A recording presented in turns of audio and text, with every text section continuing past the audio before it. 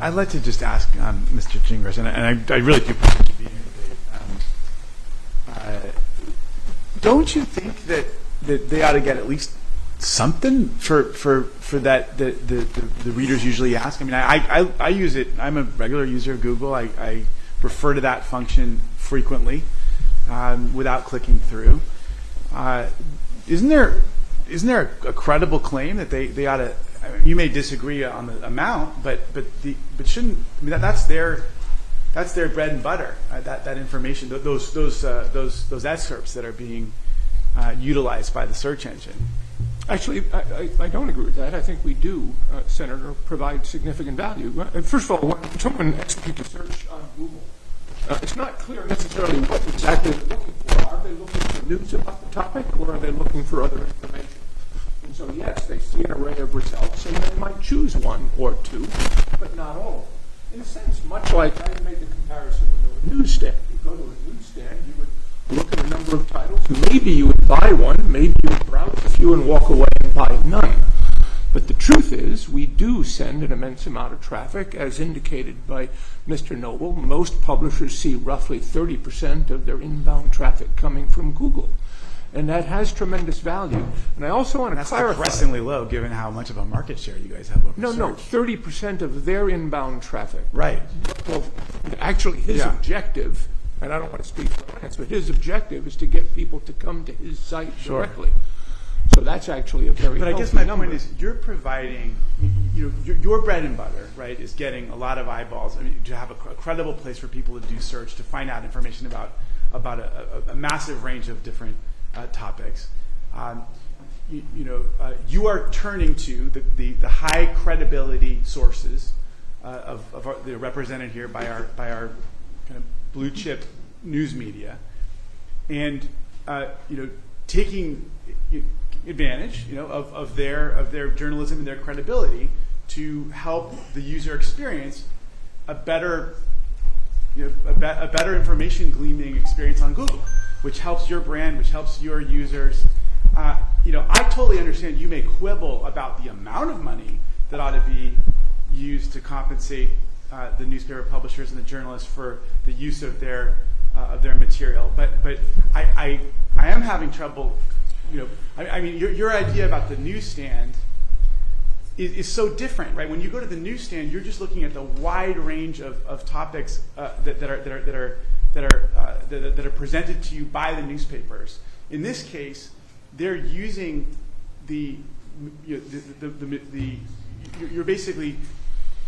you've searched their newspapers, right? You've searched their articles to provide a very direct and responsive piece of information in response to the user's query. And so that's the difference here. It's not just a kind of a scan of the headlines. If you had like a news section with just a bunch of headlines, maybe that'd be one thing. But we're talking about you scanning all of the newspaper's information to provide a direct response to your user. It's very different than just scanning headlines at a newsstand. But no, actually, I would respectfully continue to disagree. First of all, as I noted, news queries are a very tiny percent, 2% of overall queries to Google. I'm sorry, now, I didn't understand. What did you say? News queries are a very small percentage of Google search queries, only 2%. We do obviously analyze those sites to provide, as best we can, guidance to the user and where they can find the best information, right? And find it from diverse sources. That's extraordinarily important to us. But I also want to clarify that we don't make any money unless a user either clicks on an ad, and they don't make money unless a user clicks and goes to their site. So if someone is just scanning the results page and walks away, we don't make any money either. But you make money by being the big dog in access to the internet with regards to search and basic information. I mean, your market share is extraordinary. We as a society have granted you this extraordinary trust over one of the most important things that exist right now, the internet. And so, sure, you may not make money from that individual search, but it's part of it's part of your business model that makes you extraordinary amounts of money. The idea that people come to you for credible access to information. And the newspaper publishers and the journalists provide a really important service as part of that broader business model. And meanwhile, they're going bankrupt, and you guys have record profits. I mean, I'm just, I'm not trying to say. Once again, I keep coming back to the idea. I'm not quibbling about the amount of compensation, which ought to be the subject of negotiation and everything else. But I'm struggling with your unwillingness to accept that there ought to be any compensation. But indeed, there is.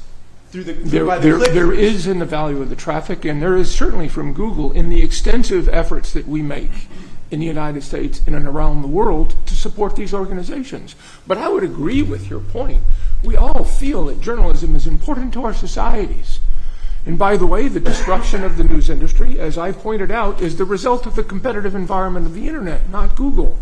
So yes, we all as institutions, Google and many others, should be concerned about this. In fact, what I would suggest in these kinds of discussions is that we consider, in support of those institutions, where does that come from? Why is it the notion that it specifically is Google or Facebook, for that matter?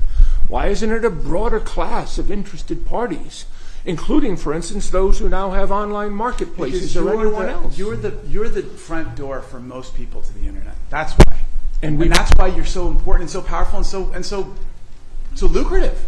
And we provide value back for what we receive. Yeah. Unlike other participants in the environment. Other questions? I appreciate the colloquy very much. I mean, look, these folks, as it is, they've got a major monetization problem. I mean, just to put it all on the paywall is a broken idea.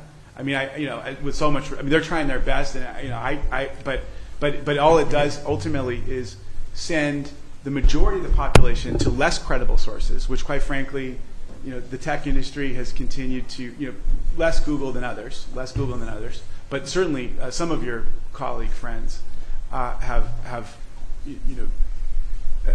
used a set of algorithms that are not helping with the dissemination of credible information to the vast majority of the population. And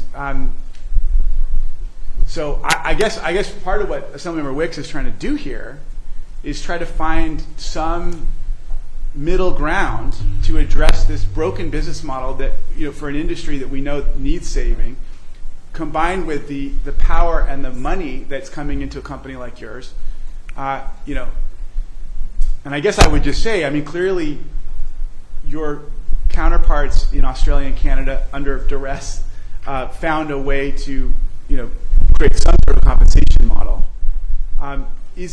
Can't we do that here?